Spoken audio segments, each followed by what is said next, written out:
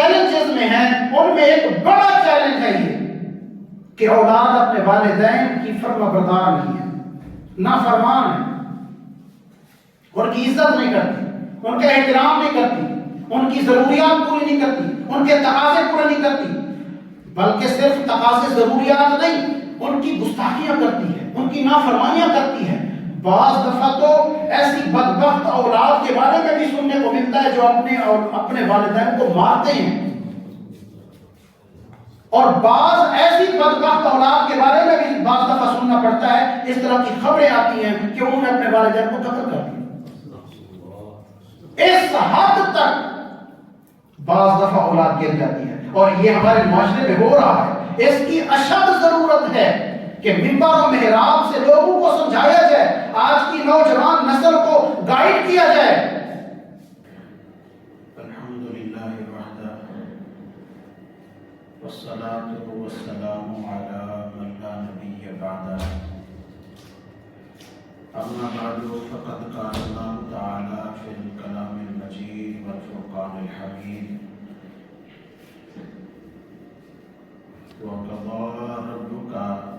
ألا تعبدوا إلا إياه وبالوالدين إحسانا، صدق الله العظيم وصدق رسوله النبي الكريم الأمين الرؤوف الرحيم، مولاي صل وسلم دائما أبدا على حبيبك خير الخلق كلهم، هو الحبيب الذي ترجى شفاعته لكل هول من الأهوال المقتحمين،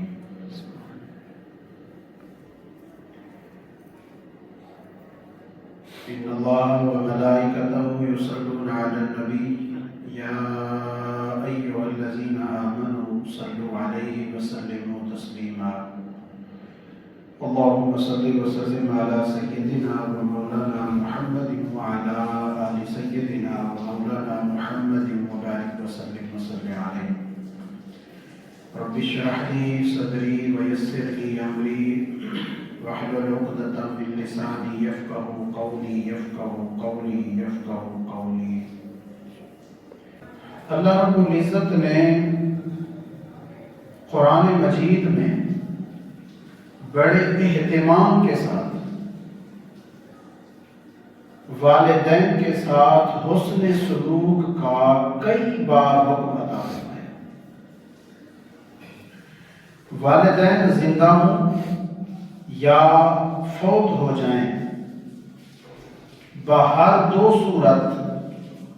اولاد کی یہ ذمہ داری ہے کہ وہ اپنے والدین کے ساتھ حسن سلوک کریں۔ اگر والدین زندہ ہیں تو ان کے ساتھ اچھے اخلاق سے پیش آئیں، ان کی ضروریات کو پورا کریں، ان کی پریشانیوں کو سمجھیں اور ان کا ازالہ کریں، ان کو اپنے معاملات میں بڑا بنا کے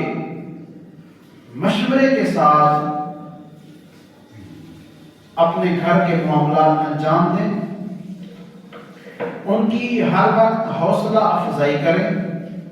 ان کی دل آزاری سے بچیں، ان کے دوستوں کا خیال رکھیں، ان کی ہر ضرورت کا لحاظ رکھیں،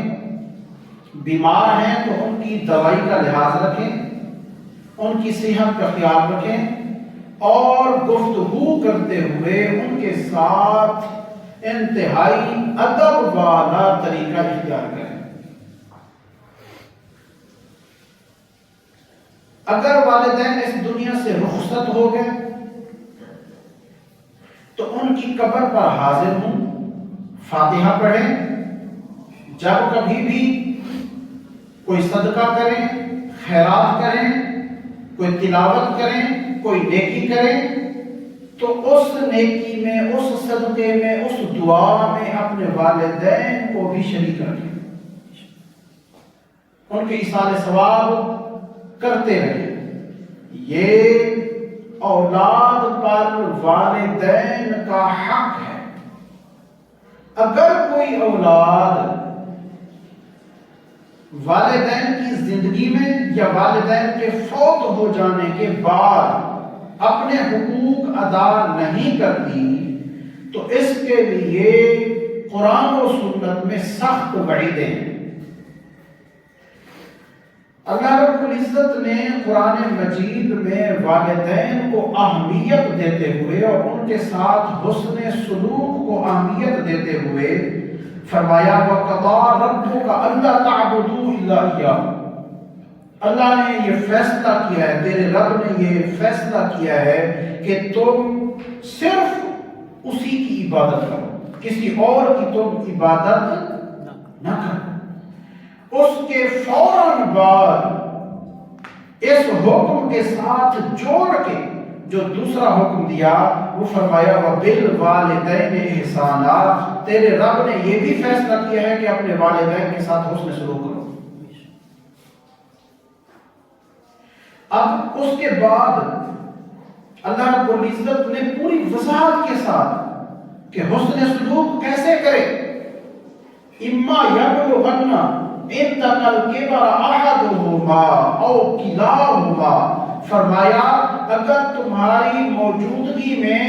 تمہارے والدین میں سے کوئی ایک یا دونوں بڑھاپے کو پہنچ جائیں فَلَا تَقُلْ لَهُمَا اُفٍّ، تو انہیں اف تک بھی نہ کہو، وَلَا تَنْهَرْهُمَا، انہیں جھڑکیاں بھی نہ دو، وَقُلْ لَهُمَا قَوْلًا كَرِيمًا، ان کے ساتھ بڑی اچھی بات کرو، وَاخْفِضْ لَهُمَا جَنَاحَ الذُّلِّ مِنَ الرَّحْمَةِ، اور ان کے سامنے نرم دلی کے ساتھ جھکے رہو، اور اپنے رب سے تم دعا کرو رب ارحمہما، اے پروردگار ان دونوں پر تو رحم فرما، جیسے میں چھوٹا تھا انہوں نے میرے اوپر رحم فرمایا تھا، تو بھی ان پر ویسا رحم فرما۔ یہ طریقہ بتایا، پوری ڈیٹیل کے ساتھ سمجھایا، پورے آداب بتائے۔ اچھا اگر ہم اس آیت مبارکہ میں غور کریں، اللہ رب العزت نے بطور خاص اولاد کو تاکید فرمائی کہ جس وقت تمہارے والدین بوڑھے ہو جائیں اس وقت تم انہیں اف تک نہ کہو۔ حالانکہ اگر والدین جوان ہوں تو بھی اف نہیں کہنی، مگر جب وہ بوڑھے ہو جائیں بطور خاص اہتمام کے ساتھ، اس لیے فرمایا کیونکہ جب والدین بوڑھے ہو جاتے ہیں عام طور پر یہ ہوتا ہے کہ اولاد اس وقت کڑیل جوان ہوتی ہے، ادھر خون گرم ہوتا ہے، ادھر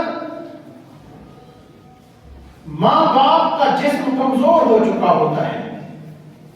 ادھر اب سارے گھر کے اختیارات بیٹے کے پاس ہوتے ہیں، والدین اب معطل ہو چکے ہوتے ہیں، ادھر کڑیل جوان بیٹا کمانے لگ جاتا ہے، سارے اختیارات پیسے کے سارے اختیارات بھی اس کے پاس ہوتے ہیں، والدین اس وقت اس کے محتاج ہو جاتے ہیں۔ اب اس حالت میں امتحان ہے، کیونکہ جب اولاد چھوٹی ہوتی ہے وہ والدین کی محتاج ہوتی ہے، وہ والدین کے سامنے مجبور ہوتی ہے، جب وہ خرچہ لے رہی ہوتی ہے تب تو وہ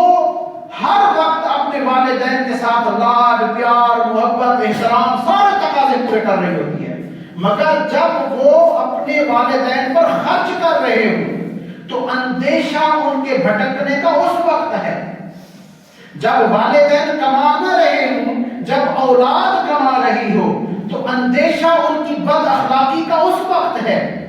جب والدین بوڑھے ہو چکے ہوں اور یہ کڑیل جوان ہو چکے ہوں، خون گرم ہو اس کا، تو اندیشہ بد اخلاقی کا اس وقت ہے۔ تو اس لیے اللہ رب العزت نے بطور خاص بڑے اہتمام سے یہ حکم فرمایا کہ جب تمہاری موجودگی میں تمہارے والدین دونوں یا ان میں سے کوئی ایک بوڑھے ہو جائیں تو اس وقت तुम उन्हें उफ तक भी न कहो। अच्छा, उसके साथ साथ ये भी है कि जब वालिदैन बूढ़े हो जाते हैं, उन पर बीमारियों का गलबा हो जाता है, उनके आज़ा कमजोर हो जाते हैं, उनकी तबीयत में चिड़चिड़ाहट सी आ जाती है, वो बहुत सारी चीजों में जिद करने लगते हैं। ऐसे वक्त में औलाद को बतौर खास अल्लाह ने हुक्म दिया है कि ऐसे वक्त में तुमने उनका ख्याल रखना है, ऐसे वक्त में तुमने उन्हें उफ तक भी नहीं कहना। अच्छा, कुरान मजीद में जो लफ्ज इस्तेमाल हुआ है फला तकुल, ला तकुल, ये नहीं का सिवा है। ग्रामर के लिहाज से जहां नहीं का लफ्ज, नहीं का सीगा अल्लाह रब्बुल इज्जत इस्तेमाल फरमाता है तो उससे वजूब और फर्ज साबित होता है। यानी तुम पर यह वाजिब है, तुम पर यह फर्ज है कि तुम उनके सामने किसी नागवार बात पर उफ तक भी ना कहो, यह तुम पर फर्ज है। अच्छा, अगर वो बाज मामलात में हक पर ना हो, क्योंकि ये एक आम मिजाज है, वालिदैन अपनी औलाद से जाहिर है 20-30 साल तो बड़े होते हैं,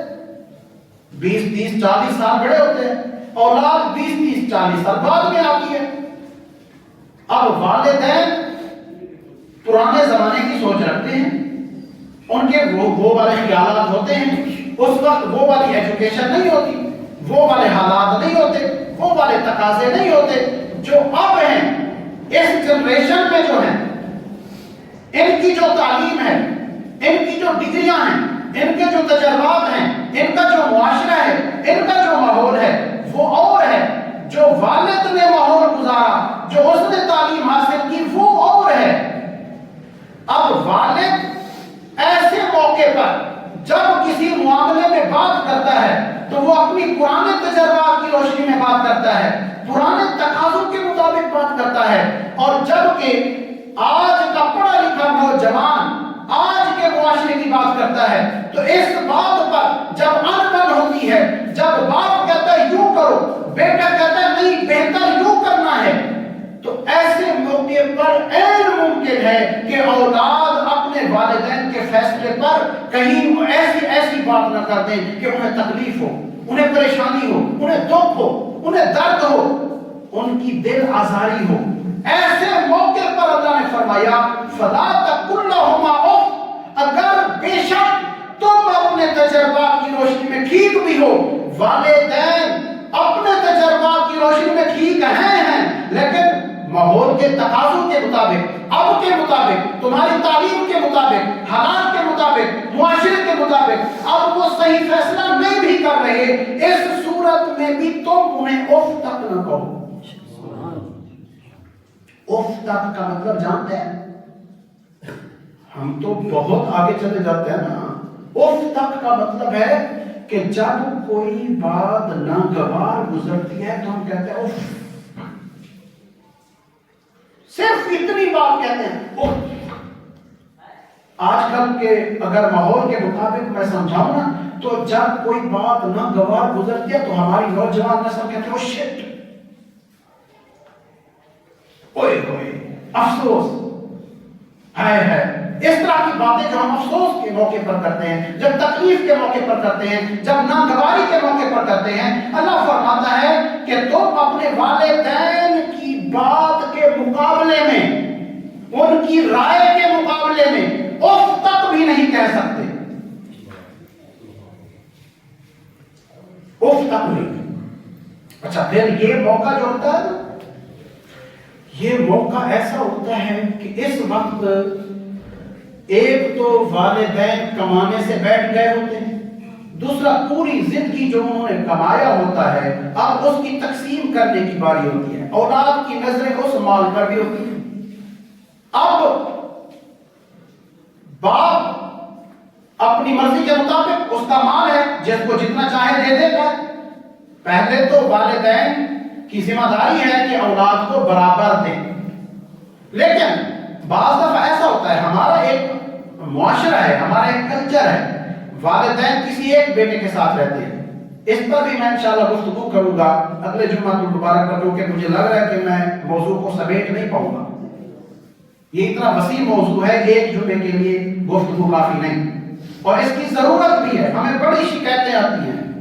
میں ایک دارالافتاء میں بیٹھا ہوں، لوگ پتہ نہیں کس طرح کے مسائل لے کے آتے ہیں. آج ہم جن چیلنجز میں ہیں ان میں ایک بڑا چیلنج ہے یہ کہ اولاد اپنے والدین کی فرما بردار نہیں ہے، نافرمان ہے، ان کی عزت نہیں کرتی، ان کے احترام نہیں کرتی، ان کی ضروریات پوری نہیں کرتی، ان کے تقاضے پورے نہیں کرتی، بلکہ صرف تقاضے ضروریات نہیں، ان کی گستاخیاں کرتی ہے، ان کی نافرمانیاں کرتی ہے. بعض دفعہ تو ایسی بدبخت اولاد کے بارے میں بھی سننے کو ملتا ہے جو اپنے والدین کو مارتے ہیں، اور بعض ایسی بدبخت اولاد کے بارے میں بھی بعض دفعہ سننا پڑتا ہے. اس طرح کی خبریں آتی ہیں کہ انہوں نے اپنے والدین کو قتل کر دیا. اس حد تک بعض دفعہ اولاد گر جاتی ہے، اور یہ ہمارے معاشرے میں ہو رہا ہے. اس کی اشد ضرورت ہے کہ ممبر و محراب سے لوگوں کو سمجھایا جائے، آج کی نوجوان نسل کو گائیڈ کیا جائے کہ بھائی تم پر بڑے احسانات ہیں تمہارے والدین کے، اگر تم کوئی اور تعلق رشتہ ناتا نہیں بھی سمجھتے نہ سمجھو.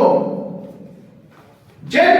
مصیبتوں کے ساتھ، جن پریشانیوں کے ساتھ، جن دکھوں کے ساتھ، جن تکلیفوں کے ساتھ تمہیں تمہارے والدین نے پالا ہے نا، اگر تم صرف انہی کے اوپر نظر کر لو نا تو بھی تم کبھی ان کے سامنے نظریں نہ اٹھا سکو.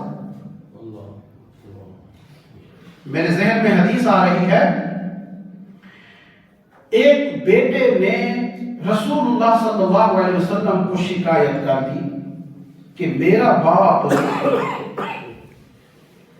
میرے مال کو خرچ کر دیتا ہے اور مجھ سے پوچھتا بھی نہیں ہے. رسول اللہ صلی اللہ علیہ وسلم نے اس کو جو سمجھایا ہوگا سو سمجھایا ہوگا. فرمایا، چونکہ شکایت آئی تھی تو فرمایا ٹھیک ہے اپنے باپ کو میرے پاس بھیج دو.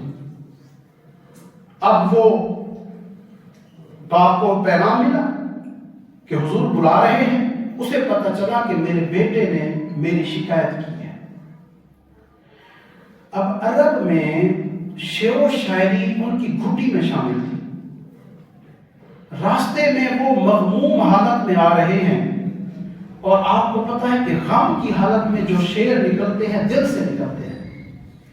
اب وہ اپنے دل میں شعر کہتے ہوئے آ رہے ہیں. جب رسول اللہ صلی اللہ علیہ وسلم کی بارگاہ میں حاضر ہوئے تو ادھر سے حضرت سیدنا جبرائیل علیہ السلام تشریف لائے. رسول اللہ کو آ کر انہوں نے عرض کی کہ یہ بندہ جس کو آپ نے بلایا ہے، جس کے بیٹے نے آپ کو شکایت کی ہے، اس سے کہیں کہ اپنا مسئلہ بعد میں بتائے، پہلے وہ شعر سنائے جو اپنے دل میں یہ کہتا ہوا رہا. اب جب وہ آیا تو رسول اللہ صلی اللہ علیہ وسلم نے ڈیمانڈ کی، فرمایا حکم دیا، فرمایا پہلے تم وہ شعر سناؤ جو تم راستے میں دل میں کہتے ہوئے آ رہے تھے. وہ رونے لگ گئے. انہوں نے عرض کی حضور وہ اشعار جو ابھی میری زبان پر بھی نہیں آئے تھے، صرف میرے دل میں ایک خیال کے طور پر پیدا ہوئے، آپ کے رب نے وہ بھی سن لیے اور آپ کو بھی بتا دیا. اب ان کا مفہوم جو تھا، عربی کے شعر تھے، ان کا جو مفہوم تھا وہ اس طرح کا تھا کہ میرے بیٹے جب تو پیدا ہوا نا اس وقت سے ہماری پریشانی شروع ہو گئی. تو رات کو نہیں سوتا تھا، سردیوں کی رات ہوتی تھی، ہم ساری رات تیری تکلیف اور درد کی وجہ سے سو نہیں سکتے تھے. تو جب بھوکا ہوتا تھا نا تو کھانا کھانے کا ہمارا دل بھی نہیں کرتا تھا. جب تو بیمار ہو جاتا تھا تو ہم طرح طرح کے طبیبوں سے، حکیموں سے جا کے دوائیاں لیتے تھے، اور ڈر بھی ساتھ لگتا تھا کہ کہیں ہمارا بیٹا فوت ہی نہ ہو جائے. حالانکہ موت تو اٹل ہے، مگر اس کے باوجود بھی ہمارے سر پر ہمیشہ یہ خطرہ منڈلاتا رہتا تھا، یہ تکلیف ہمیں ستاتی رہتی تھی کہ کہیں ہمارے بیٹے کے اوپر موت نہ آ جائے. ہمیں یہ ڈر ہوتا تھا. ہم بڑی شدت و کرب کے ساتھ تجھے پالتے رہے، پھر میں سارا دن مزدوری کرتا، میں دھوپ چھاؤں نہیں دیکھتا تھا، میں کتنی محنت کر رہا ہوں یہ نہیں دیکھتا تھا، میں نے اپنی ہڈیاں گلا دی صرف اس لیے کہ میں دھوپ پہ کماؤں گا تو بیٹا سکھ میں، چین میں، چھاؤں میں بیٹھے گا۔ آسرا کیا تھا؟ آسرا یہ تھا کہ بیٹا بڑا ہوگا، میں بوڑھا ہو جاؤں گا، یہ جوان ہوگا تو میں اس کے پروں کی چھاؤں میں بیٹھ کے اپنے بڑھاپے کی زندگی گزاروں گا۔ مگر تو نے کیا کیا؟ تو نے کیا کیا؟ تو جب بولتا ہے تو سینہ چیر دیتا ہے ہمارا، تو جب بولتا ہے تو پتہ چلتا ہے کہ ہمارا دل پھٹ جائے، تو ہمارے ساتھ ایسے بات کرتا ہے کہ کوئی آقا اپنے غلام سے بھی ایسے بات نہیں کرتا، کوئی پڑوسی اپنے پڑوسی سے بھی ایسے بات نہیں کرتا، تو ہمارے ساتھ ایسے بات کرتا ہے۔ آج تو نے ہماری شکایت کر دی کہ ہم تمہارا مال کھا رہے ہیں، تجھے وہ نظر نہیں آیا کہ جو ہم نے کما کما کے تمہارے اوپر خرچ کیا، تمہیں وہ نظر نہیں آیا؟ سارے احسانات بھلا دیے، چلے ایک دفعہ میں نے یہ سب کچھ بھلا کے میں نے کہا کوئی بات نہیں، میں اپنی ہر محنت کو، اپنے ہر مرتبہ و منصب کو جھٹلاتا ہوں، میں اس کا غلام ہوں، میں اس کی نوکری کروں گا، تو اس پر بھی راضی نہیں ہوا، تو آقا اپنے غلام کو روٹی تو دیتا ہے نا، تو وہ روٹی بھی نہیں دیتا۔ آج تو اس حال میں چلا گیا کہ تو نے رسول اللہ کو میری شکایت کر۔ اب اچانک یہ شعر جب وہ سنا رہا تھا تو اچانک اس کی نظر رسول اللہ صلی اللہ علیہ وسلم پر پڑی۔ اس نے دیکھا کہ رسول اللہ صلی اللہ علیہ وسلم کا رو رو کے یہ حال ہے کہ آپ کی داڑھی مبارک بھی بھیگ گئی ہے۔ اس کے بعد میرے آقا جلال میں آ گئے، آپ جلال میں آئے اور فرمایا انت و مالک لابیک، 3 دفعہ فرمایا انت و مالک لابیک، انت و مالک لابیک، تو تیرا مالک بھی تیرا باپ ہے، تیرے مال کا مالک بھی تیرا باپ ہے، اٹھ جا میری جانب سے، یہاں سے اٹھ جا۔ تو نے یہ کون سی شکایت کر دی؟ اتنا رحیم و کریم باپ جو جس کا یہ مرتبہ و مقام ہو، جو اتنی محنتیں کر کے اولاد کو پالے، جو اس قدر تکلیفیں اٹھائے، جو تمہاری جوانی کے آسرے رکھے، جو وہ یہ سمجھتا ہو کہ تم بڑے ہو گے اس کے سہارا بنو گے، تم نے ان کے ساتھ یہ سلوک کیا۔ انت و مالک لابیک، تو بھی اپنی باپ کی ملکیت ہے، تیرا مال بھی تیرے باپ کی ملکیت ہے، وہ جیسے چاہے تجھے جہاں مرضی بھیج دے، تیرے ساتھ جو مرضی سلوک کرے، تیرے مال کو جیسے مرضی چاہے خرچ کر سکتا ہے۔ انت و مالک لابیک، تو کڑیل جوان اولاد جو ہوتی ہے وہ تو والدین کا سہارا بنتی ہے، نہ کہ والدین کو دکھ دیتی ہے۔ تو اللہ فرماتا ہے فلا تقل لهما اف، تم ان والدین کو اف تک بھی نہیں کہہ سکتے۔